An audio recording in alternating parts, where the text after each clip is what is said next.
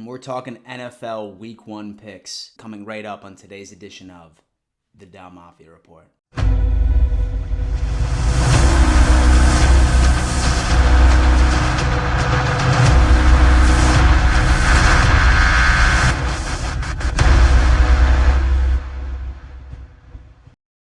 Yo ho ho, Dow Mafia. Thank God, or whatever deity you pray to every single night, football is back. Now that means that I don't need to be consistently sitting around with my in my hand waiting for some actual football news to come across the table. We're here, ladies and gentlemen. And what not a better time for me to reintroduce you to my forever loved series of NFL Week 1 picks for all of you gambling degenerates or people that are just curious to see who I think is going to win throughout Week 1. We are going to be going through each and every single game. I'm going to be telling you who I think is going to win. And so let's just be happy that now we can actually talk about some real football. Before we get into all of that, let's hear a brief word from today's sponsor. Well, ladies and gentlemen, I just wanted to hop in real fast and let all of you know that you don't know about football. Your knowledge of the game is embarrassing. What's wrong? And did I just bruise your ego? Did I damage your self-confidence? I'm a good guy, so I'm giving you an opportunity to prove me wrong. And what you're gonna do is you are going to bet against me on Vigit. Dan, what the hell is Vigit? Well, let me tell you what, ladies and gentlemen. This is an application that allows you to put in your sports takes, your sports bets, without having to risk your mortgage payment whatsoever. The second that you log into Vigit, you are going to have the opportunity of winning coins. These coins are also going to be able to be cashed in for various prizes, and even the best person in the entire application is going to be flown out to the Super Bowl. And so this is the best app on the face of the planet without having to risk any actual real money. Very low risk, super high reward. Every single week, I am going to be on this app and I'm going to be giving my picks for each and every single game. Spreads, prop bets, you name it. And I want you to bet with me. What I want you to do is I want you to hit that link in my description or hit that link in my bio right now. Join my league. The password is HIT72 and start betting against me and show me that you actually know what the you're talking about. So whatever you're doing, stop this video and sign up for Vigit today. And so yeah, Dow Mafia, that is actually a super cool app. And in fact, that's where you're going to be able to see all of my picks via spreads, via over, under. So go ahead and follow me on Vigit and start betting against me, baby. Without further ado, let's go ahead and dive into these picks. Number 1, the Dallas Cowboys and the reigning Super Bowl champions, the Tampa Bay Buccaneers. Thursday Night Football. This is going to be a very interesting one. I mean, when it comes down to analysis, you have the Dallas Cowboys that came off of a pretty disappointing season last year, but you do have Dak Prescott coming back. There's no lie that they have a bunch of very intriguing offensive weapons. However, there's still a lot of question marks when it comes down to their defense. And when it comes down to any type of test, this is probably the worst case scenario for them going up against the Tampa Bay Buccaneers offense. Once you also put into the fact that I guarantee you the Bucs are going to be causing a lot of issues for Dak, especially with that damn pass rush. He's just coming off of a fresh injury. For some reason, I think Dak is not going to be Dak for at least another week or two as he starts to slowly adjust back into the NFL type speed. So with that being said, I'm going to have to go with the Buccaneers to take home the dub on Thursday night. Next up, the Seattle Seahawks and the Indianapolis Colts. Now, this is definitely interesting. Last year, I feel like the Seahawks really didn't do a lot when it came to addressing their secondary and their overall defense for the most part. And that was the entire story of the Seattle Seahawks this past year in 2020. I really didn't see a lot of improvements from that establishment. And so I think that that's going to be the death knell for them on Sunday at 1 o'clock. I really like the Colts. Their defense is so slept on. So it looks like Carson Wentz is set to play during week 1 as well. You're putting him behind that offensive line. I have the Indianapolis Colts beating the Seattle Seahawks. Next up is going to be the Jacksonville Jaguars and the Houston Texans. This is probably going to be the most frustrating game to watch throughout the entire week 1. I mean, this is probably the least exciting when it comes to talent versus talent. As far as storylines are concerned, it's going to be super exciting to see what Trevor Lawrence can do against an actual NFL defense, not considering their second, third stringers or people that are not even going to make the team for that matter. And in my opinion, I think this is going to be the best stepping stone into your first career NFL game, going up against the Texans, who are going to be historically bad this year. In fact, the other day I was looking at the Texans' schedule, and I just do not see them winning very many games. Who knows what the hell is going on with Deshaun Watson? Even if Deshaun Watson were to be playing for this game, I think I still would pick the Jaguars to win this, just because their entire organization is clearly in a rebuild type situation. I do not see the Texans winning more than 4 games when it comes into this season, and the Texans are going to suffer their first loss. The Jaguars are going to win, and I believe Trevor Lawrence is also going to have a very, very good game. Next up, the Philadelphia Eagles and the Atlanta Falcons. The Eagles are traveling down to Atlanta for week 1, and as far as when it comes down into organizations that are definitely having a lot of issues with their front office, everybody's super upset with each other. It's not looking good for them, but at the end of the day, their opponent is somebody that they could very easily beat. However, when it comes down into who is going to make the biggest impact, I'm having a feeling it's going to be the Atlanta Falcons. You still have Matt Ryan, who is a credible quarterback. You have Calvin Ridley, who I think is going to walk all over the Philadelphia Eagles secondary, as well as Kyle Pitts. I'm not the kind of person that's going to tell you that a rookie's going to go in there and absolutely dominate, but I have a lot of faith in this rookie going into it. And so on paper, while I don't think that the Falcons are significantly better than the Eagles, I just think that the Falcons are going to end up taking home this W. And so mostly because I think that their talent on the offense side is going to well exceed the weaknesses from the Eagles. On their defense side, I see the Falcons winning this game. Next up, the Los Angeles Chargers and the Washington football team. Now listen, this is going to be pretty interesting for me because I am a die-hard Justin Herbert fan. I like the Chargers. I really like what they're doing out in LA. I really, really do. I think they're better than the Rams, to be completely honest with you. However, the Washington football team, in my opinion, is going to have the best defense in the entire NFL. Their pass rush is absolutely disgusting. Their secondary is very scary as well. I think this game is going to be very, very close. But I think once you tie in the fact that the football team is going to be home, Ryan Fitzpatrick just miraculously does amazing the first 4 weeks out of every single season throughout his entire career, I have a feeling that the Washington football team is going to end up pulling out the W. Don't get me wrong, the Chargers defense is not something to be slept on. I see this being a very low-scoring game, but I think the Washington football team's defense is going to hand them their first W. Washington football team. Next up, the Buffalo Bills and the Pittsburgh Steelers. I ended up doing an entire preview video of this the other day. Feel free to watch that if you want an in-depth analysis.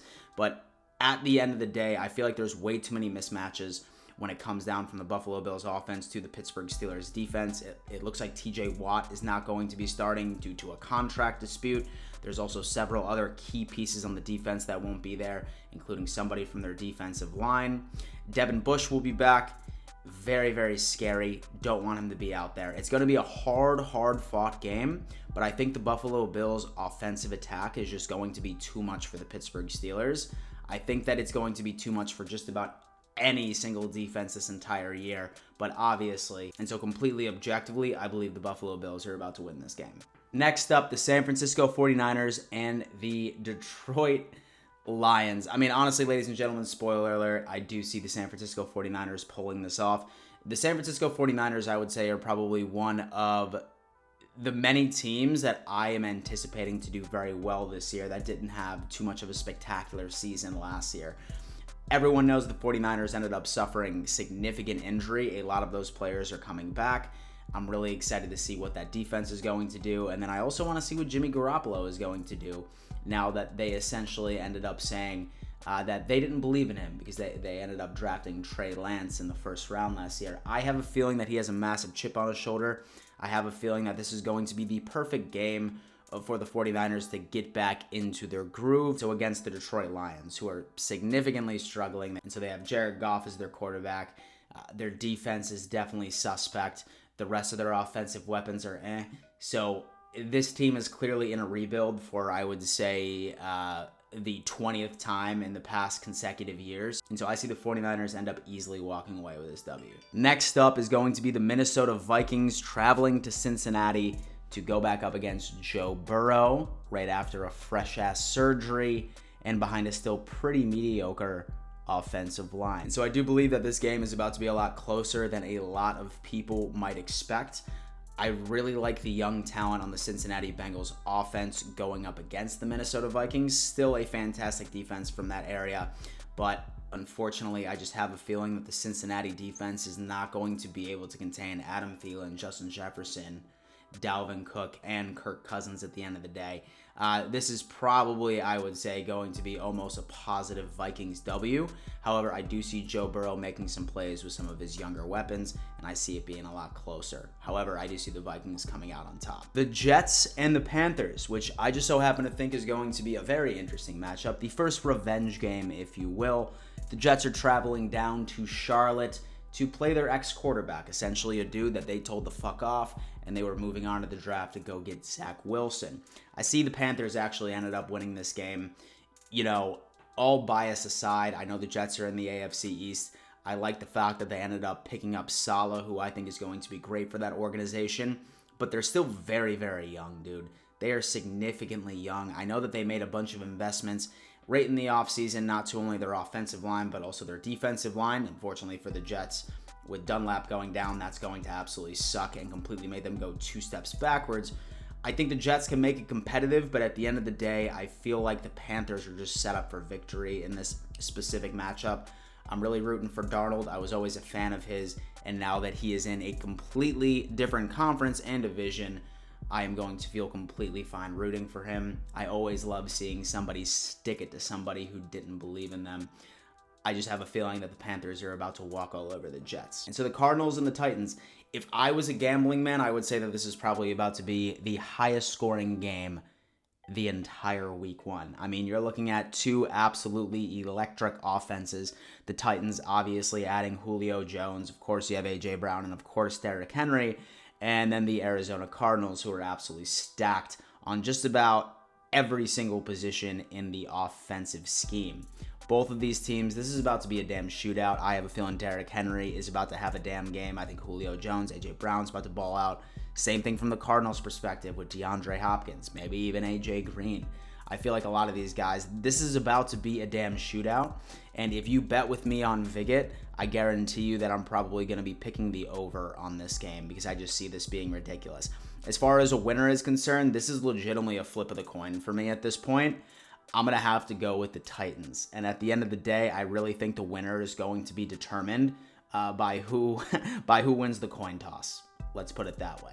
Whoever has last possession. It's going to be that close. The Cleveland Browns and the Kansas City Chiefs. Now listen, this is going to be the first upset that I am going to be calling out there today. I have a feeling the Cleveland Browns are going to beat the Kansas City Chiefs in Arrowhead. Why, you might ask? I just have a feeling that this is the year for the Cleveland Browns to really get Stefanski's scheme and fully implement it.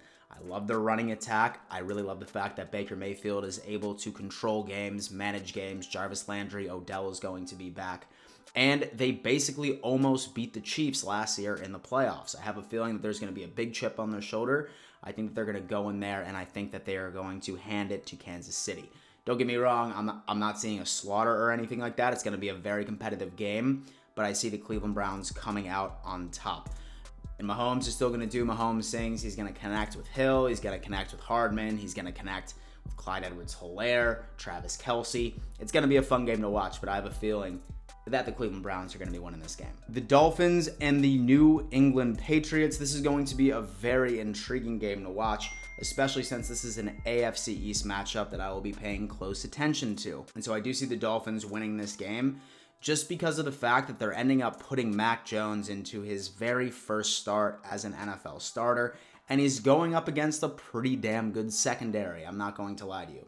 He won the job over Cam Newton. I think they're in a better position to beat the Dolphins with Mac Jones rather than Cam Newton, but I have a feeling that the Dolphins secondary is just going to be too much for Mac Jones. And so I think that we will end up seeing some flashes from Mac, but at the end of the day, I feel like that this is going to be a massive test for him, and he is ultimately going to fail. I'm seeing him going on ahead and actually giving up the ball a couple of times, and the Miami Dolphins winning this game through their defense alone.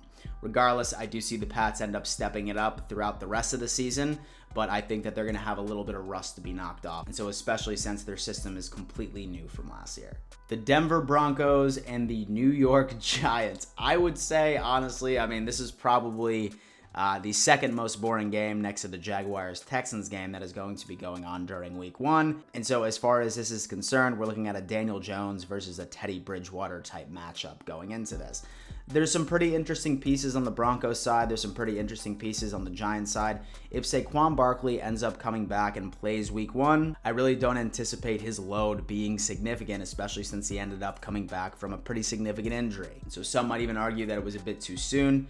However, if Saquon Barkley does come back, and so with the addition of Kenny Golladay, and as long as Daniel Jones doesn't throw any dumbass interceptions like he has been during some videos that leaked during training camp, I do see the Giants ending up taking home the W here, and exclusively because they're home. I respect the Denver Broncos secondary, their defense as a whole, but I just think the Giants are going to pull this one off. Next up, the Packers and the Saints. Famous Jameis Winston. There's a lot of questions with this New Orleans Saints team. What exactly should we expect from this quarterback that's taking over snaps after Drew Brees ended up retiring? Now, right now, when it comes down to Winston, he looked absolutely electric in the preseason. Not that that really means much. I mean, Nathan Peterman looked great for the Bills in the preseason, and we all know how that worked out. However, when you have a running back like Kamara, who is a reliable weapon, a couple of other pieces, Michael Thomas coming back probably halfway through the year, this is going to be interesting. But then you also need to consider the Packers. Reigning MVP Aaron Rodgers is coming back with Aaron Jones, Adams as the receiver, Tunyon, who is an amazing tight end. This is going to be very, very, very close, but I'm calling yet another upset. I see the New Orleans Saints beating the Packers. The Chicago Bears and the Los Angeles Rams. This is going to be a fun one to watch, ladies and gentlemen. I definitely would recommend watching this over this next game that I'm about to go over, but I think that the Rams and the Bears is going to be a pretty fun matchup. The Chicago Bears defense is amazing. As far as their offense is concerned, really depending on who's going to be taking snaps. I think as of right now, Andy Dalton is still going to be the guy that's going out there. I wouldn't be surprised, to be completely honest with you, going up against the LA Rams defense if Justin Fields isn't taking snaps by the second quarter. But unfortunately, I think that it will be too late at this point. The Rams defense is absolutely incredible. They are contenders for the Super Bowl. I guarantee you that. And Matt Stafford, you're putting Matt Stafford in an offense with a variety of just disgusting weapons like that. I have a feeling that Matt Stafford is about to be breaking records this year. Finally having a competent coaching staff and also having some weapons that he can rely on. And an offensive coordinator and head coach that respects him.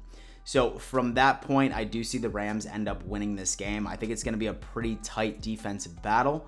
However, I do see the Rams coming out on top. Last but not least, we have the Ravens and the Raiders. The Ravens are going all the way to Vegas. I mean, I'll just be completely honest with you. I see the Ravens ended up winning this game. I think that when it comes down to it, I think that the addition of Sammy Watkins to that offense is going to sort of help Lamar sort of address some of his passing game issues. I think Lamar is going to be Lamar. I think that he's really going to be able to make a lot of plays out there. The Raiders, in my opinion, I mean, you still have Derek Carr. I mean, I suppose that you do have some pretty interesting weapons. I like Bryan Edwards. I do like Henry Ruggs, but they're still so young. Same with Hunter Renfrow. Great receiving core. Josh Jacobs, who could definitely be an asset, but at the end of the day, when I look at both of these rosters, the Ravens are just better, regardless of home field advantage. I have the Ravens taking this home. Well, Del Mafia, thank you so much for tuning in to yet another edition of NFL Weekly Picks. If you're new here, highly recommend that you subscribe to this channel, smash the fuck out of this like button, and be on the lookout for future videos about the Buffalo Bills or the NFL. And so I always appreciate you coming by, and before I let you go, you better always remember, let's go Buffalo.